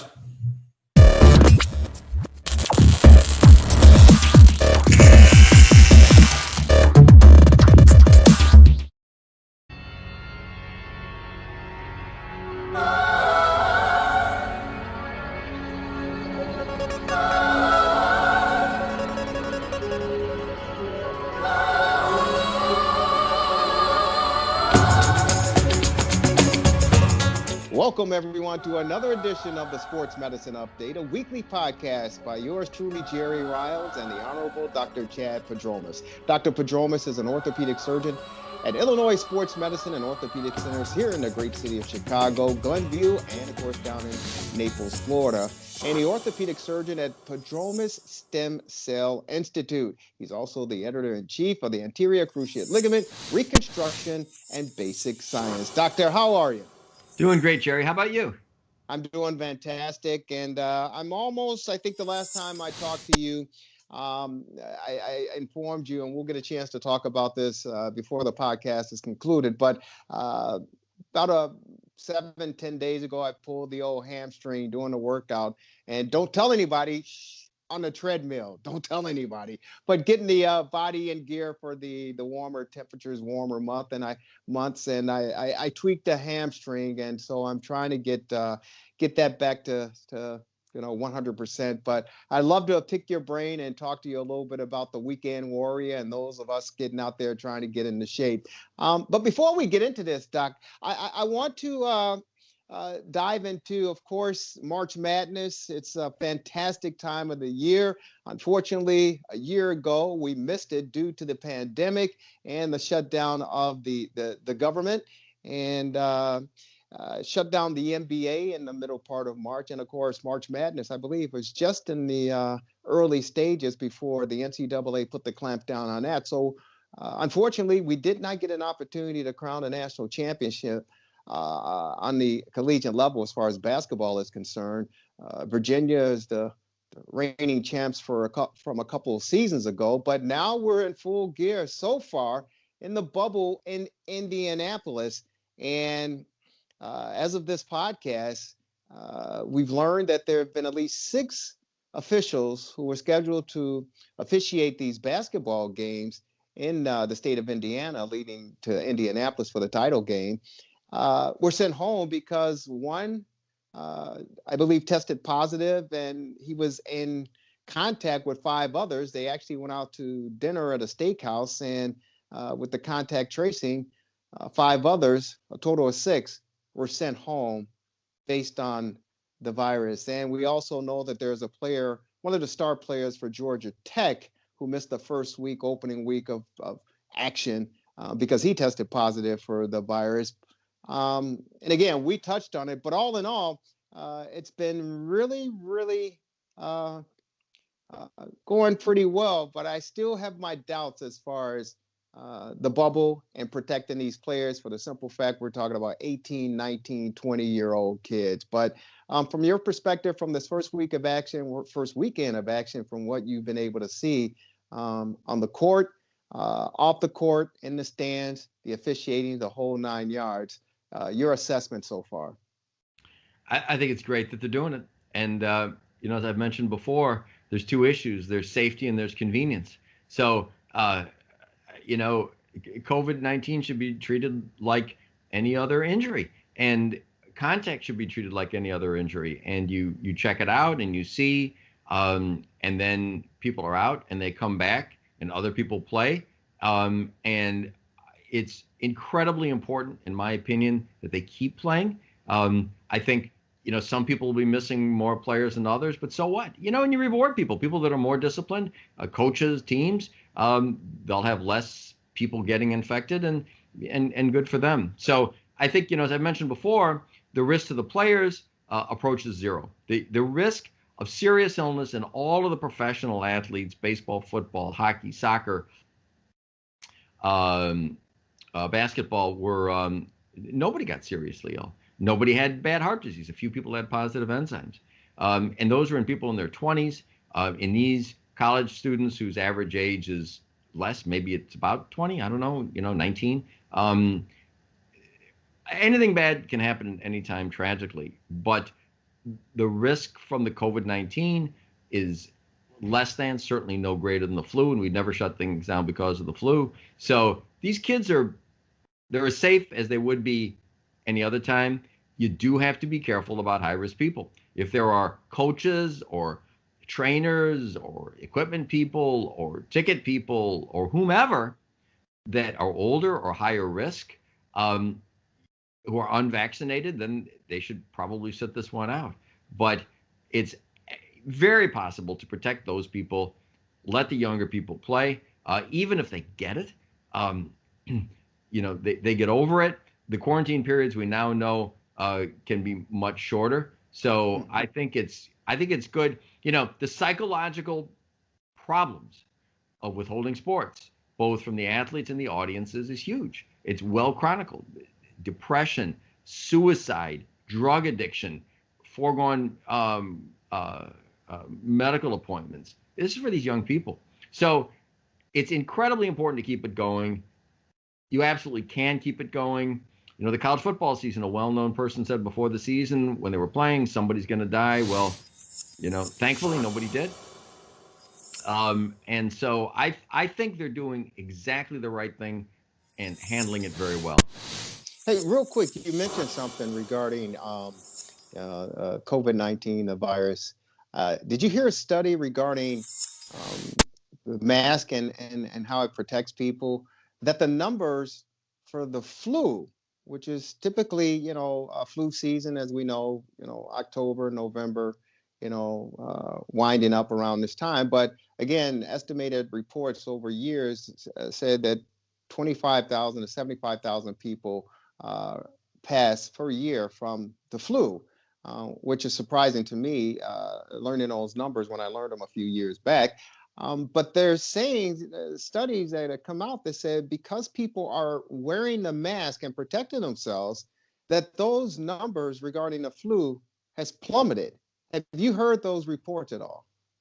Yeah, I have. And that may well be true. And there's a lot of controversy over these numbers and what people really are infected with, and as to whether some of these COVID deaths really are flu deaths, and then the issue of how many people are dying with COVID and with the flu as opposed to from it. And so, yeah, no, they're out there. And you see, the thing is, and I'm in favor of masks. I'm in favor of social distancing. I think we ought to do it. Mostly, though, because on a risk-benefit basis, there's really no risk to doing it. And there's potentially significant benefit. But the data is conflicting, and it's controversial. There was a big study out of very good randomized placebo-controlled study out of, I think it was Denmark, that showed that masks didn't help at all. And there have been other studies showing that as well. So, I think they probably do help. But the point is, I don't think the reason to use them is because they're clearly a cure. I think the reason to use them is because in aggregate, the data indicates they probably help, although you can make the reverse case, and the risk is so low. I don't think people are looking at it as the mask being a cure. I think most people are looking at it as being protection, so that you won't get sick. But I do want to talk with you regarding the world of sports and how it's affecting mainstream America, in particular the Black and brown community, regarding the COVID-19 virus. And you know that there's speculation around the country and urban areas in major cities where the Black and brown community are apprehensive to get the vaccine because they don't trust it based on, as we talked about before and is well documented, the Tuskegee experiment and a number of other things that have been government run that's affected the Black and brown community in the negative sense. Well, the latest is the virus, the vaccine for the virus. And I think 13% of African Americans have gotten the vaccine shot. As far as the Latino Hispanic community, I think the numbers are 17 to 18%. And even in the Asian community, it's even lower than that. But when you hear about iconic figures in the sports world who are recently passed after getting the vaccine, the shot, one being Henry Aaron, the great home run slugger, 71 years of age, I believe, who got the vaccine, and then he ended up passing away. And just more recently in the news, it was Marvelous Hagler, the outstanding boxer, middleweight boxer back in the 70s and 80s, who succumbed to, well, he died, but that was recently after he received the vaccination as well. Then there's dispute surrounding that, if the vaccine caused his death or it was natural causes. But regardless of if it's a myth or reality, in the Black and brown community, it's the truth. And those are red flags sent to those people in the community to say, see, this is why you shouldn't get the vaccine, because you can't trust it. Have you heard that, and your thoughts on it? Yeah, I've definitely heard it. And I applaud the Black and brown community, because the way the narrative is played out now, and I'm pro-vax, by the way. I think we should be vaccinating people. I think there are differences in priorities as to who we should vaccinate. And I think clearly vaccinating high-risk people is something that ought to happen. Why? Because high-risk people are at high risk, and the vaccine is clearly low risk. It's not no risk, but it's low risk. When you start getting down to young people, though, it's hard to know. The risks to these young people are exceedingly low. And the short-term risk of the vaccine is probably low, although none of them were approved yet for people under 16. But the other part of this is, what are the long-term effects of the vaccine? Well, if you're 80 with other diseases, long-term effects aren't really as much a part of the discussion, right? And short-term, the disease can be deadly, so go for it. When you start talking about teenagers, in whom their chances of anything bad happening if they get the disease is less than the flu, or certainly no greater, and then you say that, well, if you get the vaccine, I think short-term would be okay, but what is going to happen in 10, 20, 30, 40 years? No way to know. So I don't know. I subscribe to the Great Barrington Declaration. I discussed that months ago, which says that get the high-risk people and vaccinate them immediately. Prioritize. Ron DeSantis in Florida did that, to his credit. Governor Cuomo in New York and others in New Jersey didn't. I don't think they're bad people. I think they were doing it for the right reasons. They were trying to prevent a spread. So I'm not trashing either of those people. But I'm saying that policy-wise, I think the conclusion tragically turned out to be not right. So the thing is, the Great Barrington Declaration says, and for those of you not familiar with it, it was a philosophy signed by super smart epidemiologist doctors from Stanford, from Harvard, and from Oxford, who basically said, protect the high people religiously, and for the young people, just let them get it and get herd immunity, as would happen with anything else. So that wasn't allowed to happen with young people. So now, to get herd immunity in young people, you have to vaccinate them, pretty much. And I don't know. It's kind of a bit of a quandary. And I understand the argument for vaccinating young people. It's to get herd immunity so older people don't get it. And that's valid. It's a good point. I just think it could have been better, and still could be better, if you let the young people get it and then protect them from contact with older people. But, the dialogue is that's just, it's portrayed as being risky, and it's unpopular to say it. As to your point about the Black and brown community, it's so unpopular to say it, to talk about any kind of herd immunity, even amongst low risk people, that people are afraid to speak out. Honestly, I think the Black and brown community does a great service because of what happened to them in the past. If people in the Black and brown community speak out, their voices are heard. And I think it's an important voice. And, the thing of it is, it should be possible to say what I just said, that about masks, there's pluses and minuses. There's pretty much everything in medicine. But there is a lot of censorship now because people say, well, if you question any of this stuff, that you're anti-vaccine, or anti-mask. And I think you can be pro something, but say that, when I do surgery on somebody or anything I do to people, I tell them, I say, look, these are the risks, these are the benefits, this is how I see it, you make your decision. And most of the time, if I'm bringing it up, it's because the benefits are significant, the risks are low. But I still talk about the risks. I still talk about the adverse events, and people don't always decide the same thing. People hear data, and some people say, yeah, that sounds good to me. Some people say no, and that's as it should be.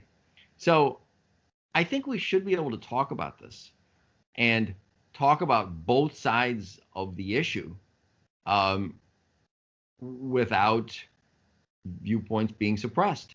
And I think the Black and brown community is, and I think it's great. No, I think it's important to address, and I think it's important for both sides to be able to express themselves openly and honestly without repercussions, because that's what our democracy is built on and our society stands by. And it's just unfortunate that we've lost two iconic. It's unfortunate that we've lost anyone over the past 12, 13 months to this virus. But as important, the two individuals, the iconic individuals that we just recently lost again, and Henry Aaron, the great all-time home run slug hitter, and of course, Marvelous Hagler, the great outstanding boxer. But it is sending, ripples throughout the Black and brown community regarding this vaccination. And it's certainly going to take some time. Dr. Chad Padromas on the weekly podcast, The Sports Medicine Update. Yours truly, Jerry Riles. Regarding the virus and the vaccines and sports, baseball is just a matter of a couple weeks away from opening day.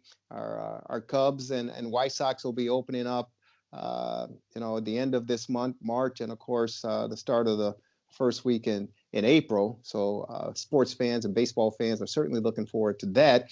But we understand that down in Texas, the Rangers, they pretty much said, hey, listen, we're going to allow full capacity to attend our opening day ball game and, of course, the opening weekend. And I believe the stadium carries somewhere around 40,000 folks, between 30 and 40,000 fans. And they're saying we're opening up to everyone because we feel that we've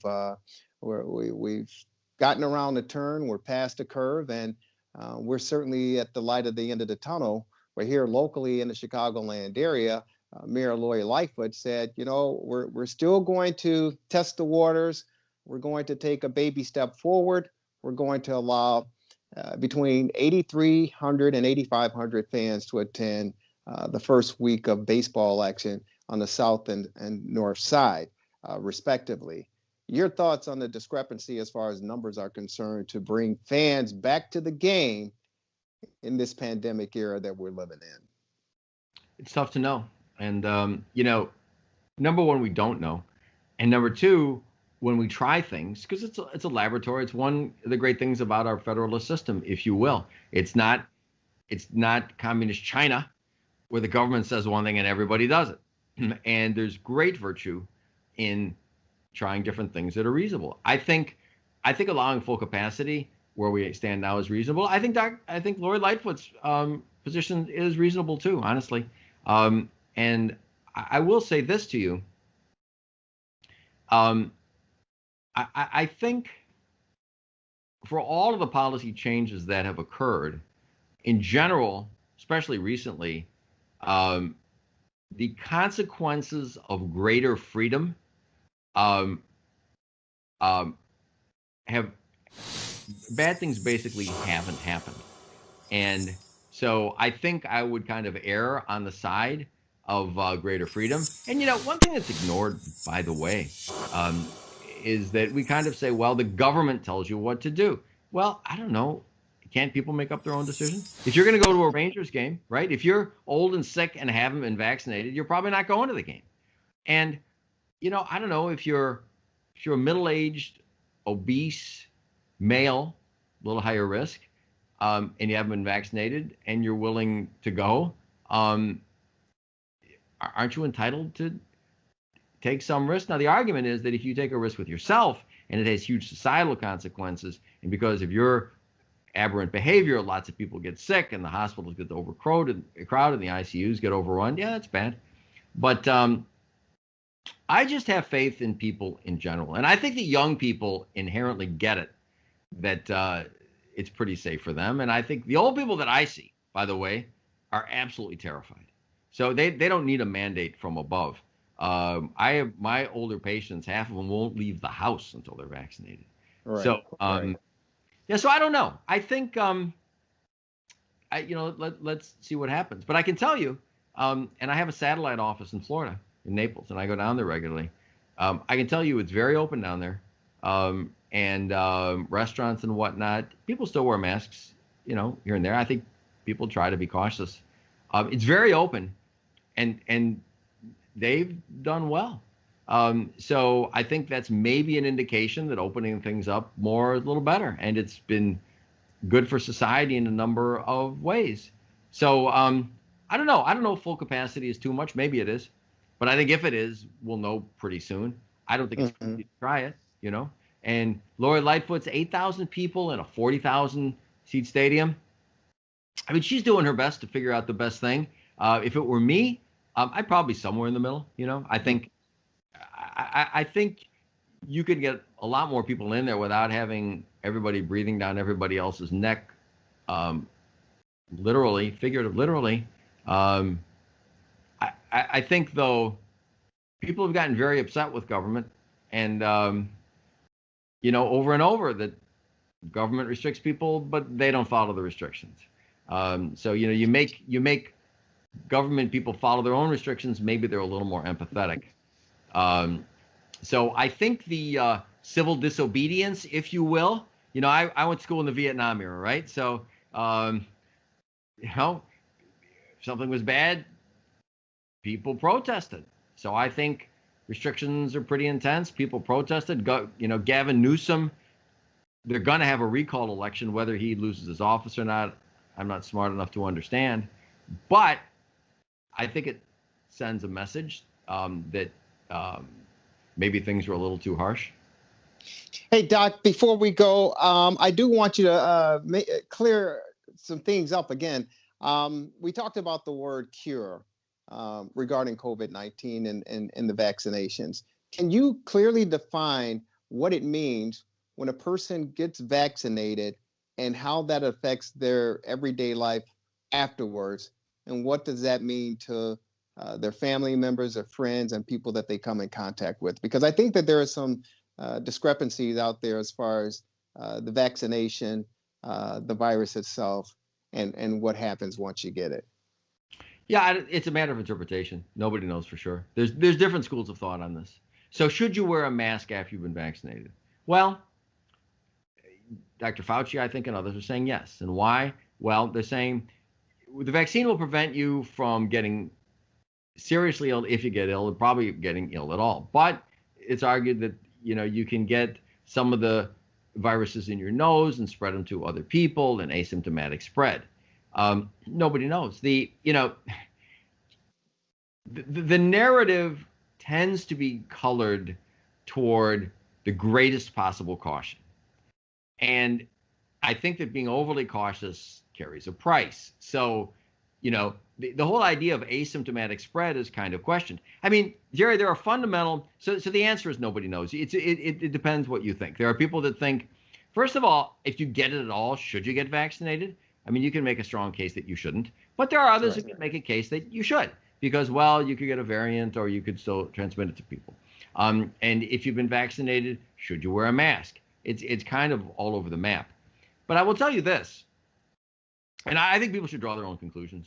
And by the way, I kind of have more faith, to tell you the truth, in common sense than I do in a lot of the wonky studies. And we analyze wonky studies. I have data analysts, doctors, and we analyze methods of these things and publish papers to see if the results are valid and all that. And I'll tell you, it's very tricky. So, you can come to lots of different conclusions based on data that other people wouldn't come to. So I think, basically, when before have we had people getting vaccinated and then they have to wear masks and they have to do all kinds of precautions afterwards? I mean, not really, So kind of a common sense thing. But I think that, let me just bring up one other thing, something for people to look at if you're reading, and I would encourage people to read. So, there's PCR and these tests for whether you've got viruses, quote unquote. Well, there are viral particles that set off these tests. And these tests can be set at different levels of sensitivity. The tests in the US are very sensitive, much more so than some countries abroad. So what does that mean? That means that these tests are picking up live viruses that are bad, that can cause you to infect other people. They're doing that. That's great. But they're also picking up particles of virus that have no chance of contaminating other people. And so, have you cleared the virus? Is the test negative? Well, there are people with positive tests that aren't symptomatic, aren't contagious. But then the argument goes, how can you tell? So, glass half empty, half full. Are you, what do you think? I only bring this up to tell you that these tests and these arguments are nothing like absolute. And the unfortunate thing that happens a little is that I think sometimes people in positions of power want conclusions to be drawn. They think everybody's got to get vaccinated. And so, if we have to, how shall I say, not tell all sides of the data story, well, that's okay.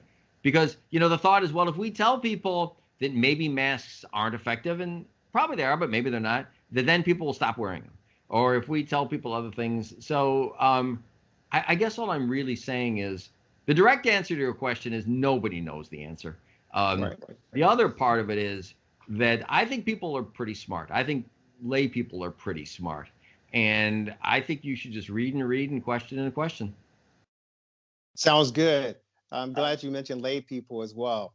And as a lay person myself, I'd like to address this before we're out of here. As we talked about at the start of this podcast, the warmer temperatures are certainly hitting the Chicagoland and the Midwest area, meaning 50, 60-degree temperatures.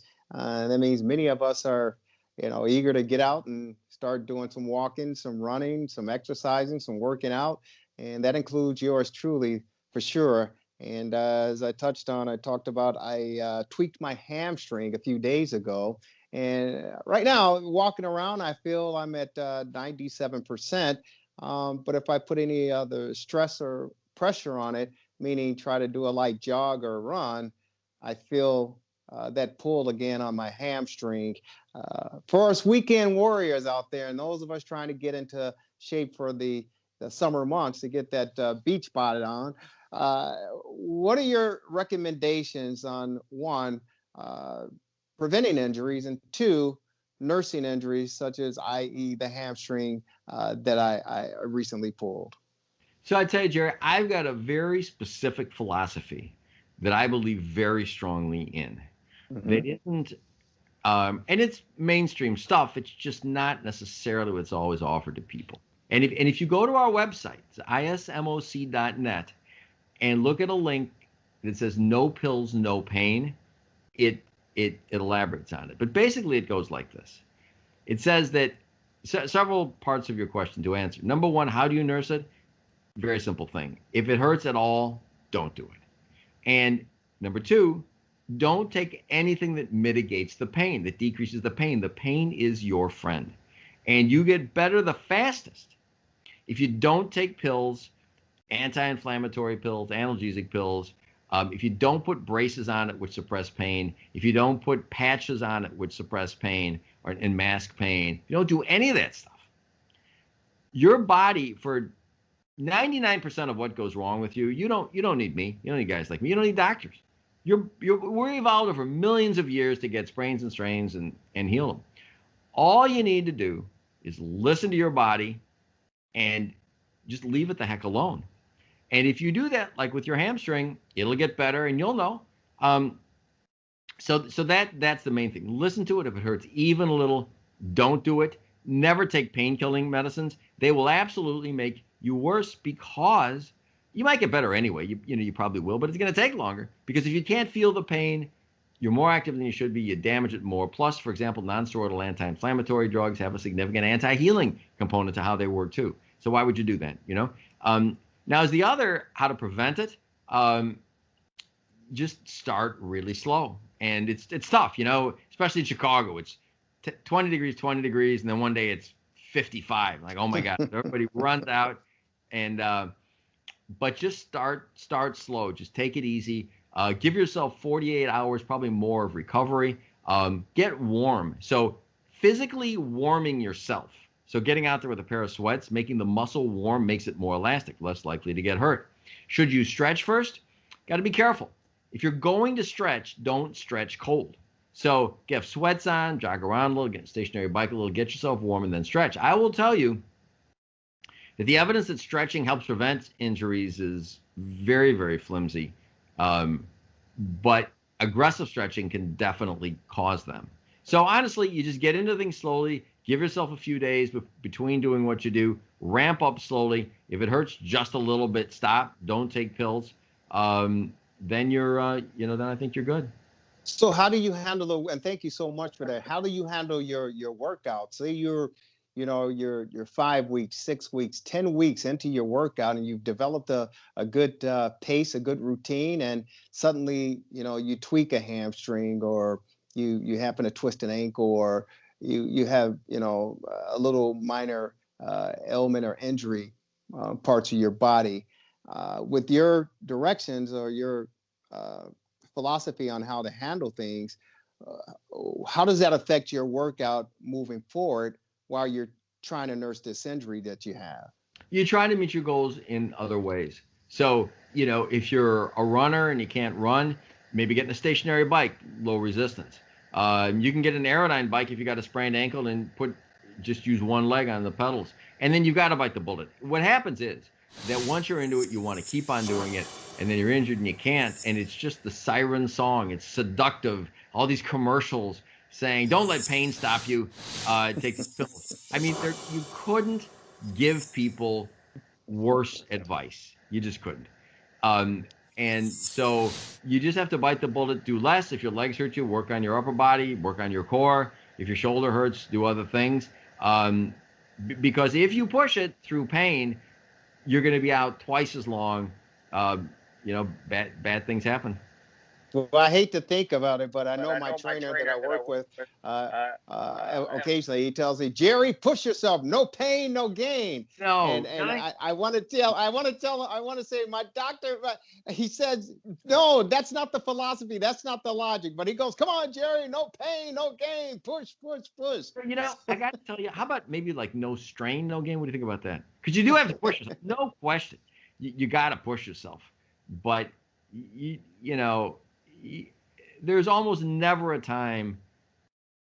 Pain is just bad for you. And maybe if it's the seventh game of the World Series, or it's a championship game and whatever, and you got time to recuperate. But it's just, and we see the difference in professional athletics now. When these guys get hurt, they're making 8 figures a year. They don't get pushed to play through it because they're valuable commodities. So, or get, shot up with cortisone and go back in. So yeah, tell your trainer with all due respect, tell him from me, say, what do you think? I'm sure he's a great trainer. Say, what do you think about no strain, no gain? Yeah. I like it. I like it. I don't like strain either because that's a medical term for injuring a ligament or a muscle, but it's much better than pain in my opinion. There you go. But I always think about you when he tells me that. And in closing, it's interesting. You talk about the different athletes of today's era, the amount of money that they make. And you're absolutely right. Whether it's LeBron James or, Patrick Mahomes, he fights through the pain. Tom Brady fights through the pain. But you see athletes today in comparison to, back when we were coming up, they get just a little slight tweak or a little irritation regarding their bodies, and they're sitting down, and at times they're out. And we know about the NBA, how these players, hey, I can't play tonight, I'm tired, I can't go. Whereas back in the day, Michael Jordan, we talk about the great Walter Payton, Gale Sayers. I mean, those guys they play through pain like nobody's business. But the money has really determined, because these guys today are making so much money, it's important for them to be 100% healthy and get the money, get the most out of that contract as far as the owners are concerned, than to play through the pain. Is that good in your opinion? I don't know. I go back and forth on it. I think there's some things you can play through contusions, maybe. Walter Payton famously, he missed one game and he didn't want to sit, and he dislocated his toe, I think. And he said he wanted to go, and he probably could have. Walter Payton also was, as everybody knows, was just ridiculously well conditioned. That famous hill, I think it was in Arlington Heights, right? So you see with athletes that are well conditioned, and they stay healthier. So I don't know. I mean, you just gotta you just gotta know what things. I think sometimes the increased injuries are due a little bit with maybe even excessive training. But it's hard. But yeah, I think playing through injuries, being tough is one thing, but you need a smart doctor, smart patient, smart athlete, smart trainer to know the things that, maybe you can play through a little bit. But in general, if you're hurt, just sit. Yeah, I agree with you, Doc. Listen, you talked about your website and how people can get in contact with you if they have any questions or concerns or issues. How do they find you again? So our website is ismoc.net. That's Illinois Sports Medicine and Orthopedic Center.net. And our phone number's on there. It's 847-699-6810. So we're happy to help. We've got all kinds of good information up there. Videos on how to work out, information about nutritional supplements, other things. So feel free to browse. Feel free to call us if we can help. Sounds good, and we certainly can help. There's no question about it. Dr. Chad Padromas, thank you as always. It's great information. Look forward to reading up and finding out more, and look forward to seeing you next week to talk on the Sports Medicine Update, my good friend. Take care of yourself, enjoy the weekend, and give my best to your beautiful family. Thank you so much, Jerry. Likewise. Dr. Chad Padromas, take care.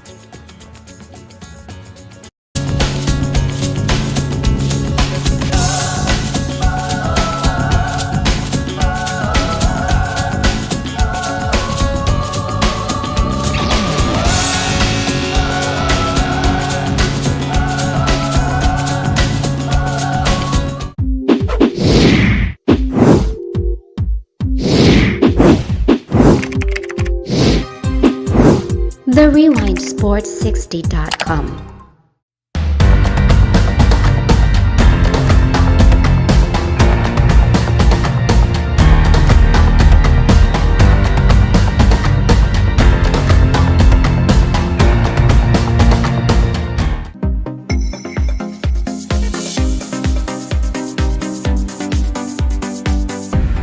TheRewindSports60.com.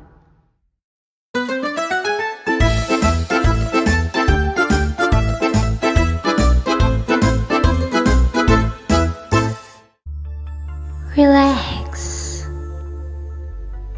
reset, rejuvenate. Go to our link right now to restart your life. TheRewindSports60.com. What are you waiting for? Hope to see you soon. The Rewind Sports 60.